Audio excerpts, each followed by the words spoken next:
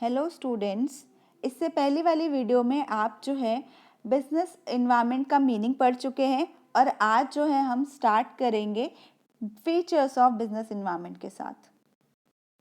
सबसे पहला feature of business environment देखते हैं, totality of external forces. Totality का मीनिंग यहाँ पे ऑल है, all of the external forces. Business environment includes all the forces, institutions and factors which are external to business organization। इसका मतलब जितने भी आपके आउटसाइड फोर्सेस हैं, पॉलिटिकल, इकोनॉमिकल, सोशल, टेक्नोलॉजिकल, जो भी इम्प्रूवमेंट हो रही है, जो गवर्नमेंट नई नई पॉलिसी लेके आ रही है, न्यू न्यू टेक्नोलॉजी आ रही है, तो ये सारे के सारे forces which are beyond the control of an organisation है, ये सारे के सारे मिल के कॉन्स्टिट्यूट करते हैं, पार्ट बनते हैं बिजनेस इन्वायरमेंट का। आपने पहला फीचर देखा कि एक्सटर्नल फोर्सेस है को मिला के ही बिजनेस इन्वायरमेंट कहलाता है। अब वो जो फोर्सेस हैं वो दो तरह के होते हैं, specific force and general forces. देखिए, business environment includes both specific and general forces. और अब स्पेसिफिक फोर्सेस क्या होते हैं, सबसे पहले देखेंगे कि स्पेसिफिक फोर्सेस में क्या क्या आते हैं, such as investors, customers, competitors and suppliers affect individual enterprises directly and immediately. कि जितने भी आपके फोर्सेस दिख रहे हैं, चाहे वो इन्वेस्टर है, कस्टमर्स है, कॉम्पिटिटर्स हैं, ये आपके इंटरप्राइज को डायरेक्टली अफेक्ट करते हैं, आपकी इंडिविजुअल इंटरप्राइज को अफेक्ट करते हैं in their day to day working. Customers, suppose जो कस्टमर है आपके यहाँ से जो भी प्रोडक्ट लेके गए हैं और उसमें से कुछ कस्टमर्स के प्रोडक्ट्स ख़राब निकले, तो वो कस्टमर्स क्या करेंगे कि वो आपकी कंपनी के प्रोडक्ट्स की बुराई करना शुरू करेंगे। वो हर किसी से कहेंगे कि इस कंपनी के प्रोडक्ट्स मत खरीदिए, इस कंपनी के प्रोडक्ट्स अच्छे नहीं हैं। तो वो कहीं ना कहीं आप ही की कंपनी के प्रोडक्ट्स को ही हार्म करेंगे। तो वो स्पेसिफिक फोर्स है, वो जो कस्टमर आपकी कंपनी के थे जिन्होंने आपसे प्रोडक्ट खरीदा था, वो आपकी ही कंपनी को हार्म कर रहे हैं।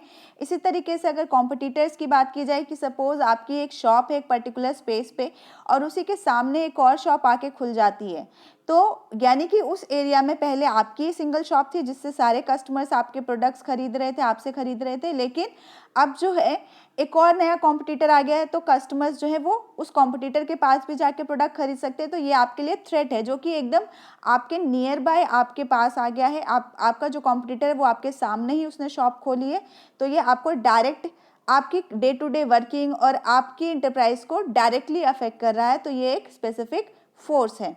देन पढ़ते हैं general forces. General forces such as social, political, legal and technological conditions have impact on all the business enterprises and affect individual firms only indirectly। देखिए, इसमें आपको एग्जाम्पल देंगे जीएसटी एंड डीमोनेटाइजेशन। जीएसटी और demonetisation की बात की जाए तो दोनों ही इकोनॉमिक फोर्सेस में आती है। इकोनॉमिकल डायमेंशन है कि इकोनॉमिक पॉलिसी चेंज की गवर्नमेंट ने अपनी, कि वो जीएसटी लाना चाहती है, और डीमोनेटाइजेशन की पॉलिसी आई गवर्नमेंट की, तो उसने सिर्फ एक ही इंडिविजुअल फर्म को अफेक्ट नहीं किया, इसने जितने भी सारे बिजनेस इंटरप्राइजेस थे उनको ओवरऑल जो है सबको अफेक्ट किया। ठीक है, तो जनरल फोर्सेस वो होती है जो एक पर्टिकुलर कंपनी या पर्टिकुलर इंटरप्राइज को अफेक्ट नहीं करती, वहाँ पे मौजूद एक पर्टिकुलर इन्वायरमेंट में मौजूद जितनी सारी बिजनेस इंटरप्राइजेस है सबको अफेक्ट करती है। ठीक है, these are the two forces, specific and general force. Next आपका फीचर है थर्ड, इंटर रिलेटेडनेस। इसका मतलब ये है कि जितने भी आपके फोर्सेस हैं या डिफरेंट एलिमेंट्स हैं आपके बिजनेस इन्वायरमेंट के, वो सारे के सारे आपस में क्लोजली इंटर रिलेटेड हैं। देखिए एग्जांपल यहाँ पे, increase life expectancy of people and increase awareness for health care. Life expectancy of people, लोगों की जो लाइफ एक्सपेक्टेंसी जो है वो इंक्रीज हो चुकी है। क्यों? क्योंकि पहले क्या होता था, बहुत तरह की बीमारियां होती थी और उनसे फाइट करने के लिए कोई मेडिसिन नहीं थी, कुछ इस तरीके का इलाज नहीं था। लेकिन जिस तरीके से साइंस ने इम्प्रूवमेंट किए, टेक्नोलॉजी ने इम्प्रूवमेंट किए, तो अब काफ़ी जो बीमारियां हैं उनका क्योर हो सकता है, उनका इलाज किया जा सकता है, जिससे लोगों की लाइफ एक्सपेक्टेंसी रेट जो है वो बढ़ गई है। और इसके साथ ही साथ लोग जो है बहुत ज़्यादा अवेयर हो गए हैं अपनी हेल्थ के बारे में। तो इसकी वजह से क्या हुआ है, increase the demand for many health products and services like diet Coke, fat free cooking oil and health resorts. कि लोग जो है वो समझ चुके हैं कि अगर हमें एक हेल्दी लाइफ चाहिए, एक लॉन्ग लाइफ चाहिए, तो उसके लिए हमें हेल्दी प्रोडक्ट्स चूज़ करने पड़ेंगे। हमें जो है healthy way of living style अपनाना पड़ेगा, जिसमें वो जो है योगा कर सकते हैं, एक्सरसाइज कर सकते हैं, कार्डियो कर सकते हैं, और इसके साथ साथ वो हेल्दी प्रोडक्ट्स ले सकते हैं, जैसे कि जूस वगैरह के देखिए कितने सारे एड्स आ चुके हैं कि हम जो है नेचुरल जो है प्रोडक्ट्स इंग्रेडिएंट्स यूज़ करके जूस बनाते हैं। और काफ़ी सारे जैसे फैट फ्री कुकिंग ऑयल की बात हो रही है यहाँ पे,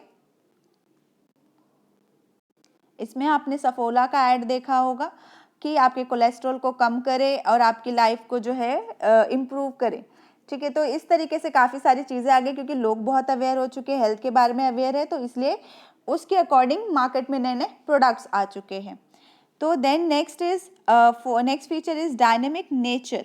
आपको नाम से पता चल रहा है dynamic, which is not constant, which is not rigid. ठीक है, जो एक फिक्स नहीं रहता है, विच कीप्स ऑन चेंजिंग। और ये आप मैनेजमेंट में भी पढ़ चुके हैं कि मैनेजमेंट जो है वो डायनेमिक होता है, कि आपको जो है हमेशा नेचर के अकॉर्डिंग या इन्वायरमेंट में जिस तरीके से चेंज आ रही है उसके अकॉर्डिंग अपनी मैनेजमेंट टेक्निक्स या मैनेजमेंट प्रोसेस को चेंज करना पड़ता है। तो देखिए यहाँ पे भी क्या लिखा गया है, business environment is dynamic in that it keeps on changing whether in terms of technological improvement, shifts in consumer preferences or entry of new competition in the market। कि आपकी जो गवर्नमेंट की पॉलिसी आती रहती है तो उसके अकॉर्डिंग आपको चेंज होना पड़ता है, टेक्नोलॉजी इम्प्रूव होती है तो आपको चेंज करना पड़ता है। देन इसके अलावा कंज्यूमर के प्रेफरेंस और टेस्ट वगैरह में चेंज आता है, तो आपको जो है हमेशा इन्वायरमेंट को स्कैन करके, स्टडी करके आपको उससे कोई ना कोई बेनिफिट या जो भी उससे अपॉर्चुनिटी है उसको ग्रैब करना चाहिए, और जो थ्रेट्स है उनको अवॉइड करना चाहिए। Next feature is uncertainty. All of us knows that future is uncertain. इसी वे में business environment is largely uncertain as it is very difficult to predict future happenings, especially when environment changes are taking place too frequently। कह रहा है कि हम future की happenings को जो है प्रिडिक्ट नहीं कर सकते, और खासतौर पे जब हमारा इन्वायरमेंट बहुत तेज़ी से चेंज हो रहा है। करंट सिनारियो को लें कि 19 मार्च 2020 से कोरोना वायरस की वजह से लॉकडाउन हो चुका है, और 19 मार्च 2020 के बाद से ही काफ़ी सारे फर्म जो है जिस तरीके से काम करती थी, फ्यूचर सर्टेन नहीं था, तो उन्होंने अपने वे ऑफ जो वर्किंग है उसमें चेंज किया, वर्क फ्रॉम होम किया, टीचर्स जो हैं ऑनलाइन रिसोर्सेज तैयार कर रहे हैं, स्टूडेंट्स जो है वो घर पे बैठ के पढ़ाई कर रहे हैं ऑनलाइन। तो फ्यूचर इज़ अनसर्टेन, हमें नहीं पता है कि फ्यूचर में क्या होने वाला है, तो उसी तरीके से हम फ्यूचर में इन्वायरमेंट में क्या होने वाला है हम उसको प्रिडिक्ट नहीं कर सकते, दैट इज़ अनसर्टेन। देन आपका नेक्स्ट फीचर है कॉम्प्लेक्सिटी। बिजनेस इन्वायरमेंट जो है वो बहुत ही कॉम्प्लेक्स है। It is very difficult to understand the impact of business environment on the companies. Although it is very easy to scan the environment, but it is very difficult to know how these changes will influence business decisions. कह रहा है कि environment में क्या होने वाला है उसको आप स्कैन कर सकते हैं, आप फ्यूचर की प्लानिंग कर सकते हैं, लेकिन वो आपके बिजनेस को किस हद तक अफेक्ट करेगा, आपके बिजनेस के डिसीजंस को किस तरीके से अफेक्ट करेगा, इसको प्रिडिक्ट करना या इसके बारे में पता लगाना बहुत ही मुश्किल है, ये डिफ़िकल्ट है आपके लिए जानना। Sometimes change may be minor but it might have large impact. For example, a change in government policy to increase the tax rate by 5% may affect the income of company by large amount। कि government की policy जो आई उससे tax rate में 5% ही increase किया उन्होंने, कि अब जो है आपको टैक्स जो है 5% ज़्यादा देना पड़ेगा, लेकिन वो एक चेंज है जिससे आपको ये नहीं पता कि आपके प्रॉफिट्स पे या आपकी कंपनी की इनकम पे कितना ज़्यादा असर पड़ेगा। Next feature is relativity. Business environment is a relative concept.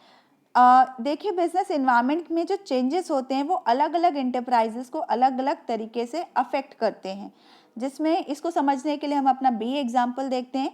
When consumer organisation found pesticides in cold drink, it came as constructs for cold drink industry, but it was an opportunity for juice industry. देखिए, 2006 में cocoa Cola company के ऊपर जो है charge लगा, एक NGO ने charge लगाया कि आपके जो कोल्ड ड्रिंक है उसमें एक परमिसिबल लिमिट से ज़्यादा पेस्टिसाइड्स हैं। तो उस वजह से क्या हुआ कि लोगों ने कोल्ड ड्रिंक को जो है कोको कोला कोल्ड ड्रिंक या अदर जो ड्रिंक्स के ब्रांड्स थे उनको बैन करना शुरू कर दिया, या उनकी सेल्स जो है बहुत ज़्यादा कम हो गई। तो सिचुएशन क्या थी कि एक ऐसा फोर्स तैयार हुआ जिससे कि उस ऑर्गेनाइजेशन पे बैन लगा, लेकिन वो उस कोल्ड ड्रिंक इंडस्ट्री या उस कोल्ड ड्रिंक इंडस्ट्री में जितनी भी इंडस्ट्रीज हैं, अलग अलग जो ब्रांड्स हैं, उन सबको अफेक्ट किया। लेकिन it came out as an opportunity for juice industry, कि जूस इंडस्ट्री को एक दरवाज़ा मिल गया, एक अपॉर्चुनिटी मिल गई कि अब अगर हम मार्केट में आते हैं तो लोग कोल्ड ड्रिंक की जगह जूसेस प्रेफर करेंगे और हमारी सेल्स जो है वो इंक्रीज हो सकती है। तो मैंने आपको क्या बोला था, बिजनेस इन्वायरमेंट के चेंजेस जो हैं अलग अलग एंटिटीज़ को अलग अलग तरीके से अफेक्ट करते हैं। तो यहाँ पे जो चेंज आया कि कोल्ड ड्रिंक को बैन किया जा रहा है, कोल्ड ड्रिंक में इस तरीके कोको कोला पे बैन लगा, कोको कोला पे बैन लगने की वजह से सारी की सारी कोल्ड ड्रिंक इंडस्ट्रीज़ की जो डिमांड थी वो कम हो गई और जूस इंडस्ट्रीज़ की जो है वो डिमांड बढ़ गई। Now get back to the line. Business environment is a relative concept since it differs from country to country and even region to region. ये कह रहा है कि business environment एक relative concept है जो कि हर country में, हर region में अलग अलग होता है। जैसे कि इंडिया की जो political condition है that is not same as per the USA condition, ठीक है। political environment जैसा यहाँ पे है वो US का वैसा नहीं है। इसके अलावा नेक्स्ट देखिए, यहाँ पे जो एग्जाम्पल ए लिखा हुआ है, demand for saris may be fairly high in India whereas it may be almost non existent in France, कि साड़ी की डिमांड जो है वो इंडिया में बहुत ज़्यादा हो सकती है लेकिन फ्रांस में तो वो बिल्कुल भी नहीं हो सकती है। तो बिजनेस इन्वायरमेंट एक रिलेटिव कॉन्सेप्ट है। क्यों? क्योंकि ये वहाँ के कल्चर, वहाँ के ट्रेडिशन, वहाँ के इन्वायरमेंट, वहाँ के जो अलग अलग फोर्सेस है उन पे डिपेंड करता है। तो this is a relative concept. So this is all the features of business environment.